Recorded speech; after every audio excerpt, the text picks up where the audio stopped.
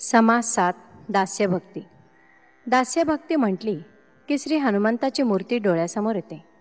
श्रीरामाचा जरी दास तू म्हणविसी, हृदगे ही त्या बांधिसी.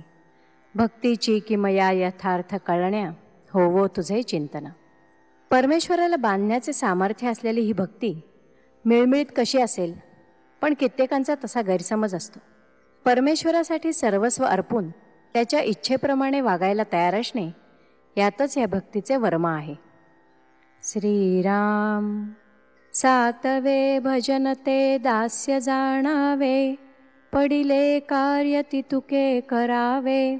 सदा सन्निधचे असावे देवद्वारी. देवाचे वैभव सांभाळावे, न्यून पूर्ण पडोची नेदावे. चढते वाढते वाढवावे भजन देवाचे. नाना रचना जीर्ण जर्जर, त्यांचे करावे जीर्णोद्धार. पडिले कार्य ते सत्वर, चालवित जावे.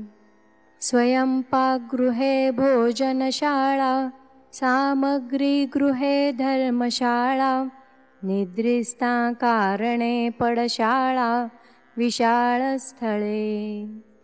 सर्वाठाई अतिसादर, आणि दास्यत्वासही तत्पर. कार्यभागाचा विसर पडणार नाही. जयंत्या पर्वे महोत्सव, असंभाव्य चालवी वैभव. जे देखता स्वर्गीचे देव, तटस्थ होती. ऐसे वैभव चालवावे, आणि नीच दास्यत्वही करावे. पडिले प्रसंगी सावध असावे सर्व काळ. सकळांचे करावे पारपत्य, आलयाचे करावे आतिथ्य. ऐसी हे जाणावी सत्य, सातवी भक्ती. वचने बोलावी करुणेची, नाना प्रकारे स्तुतीची.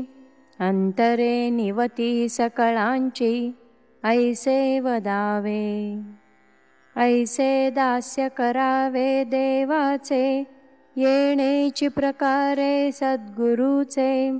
प्रत्यक्ष न घडे तरी मानस पूजेचे, करीत जावे. इति श्रीदासबोधे गुरुशिष्य संवादे दास्यभक्ति निरूपण नाम समास 7वा. श्रीराम.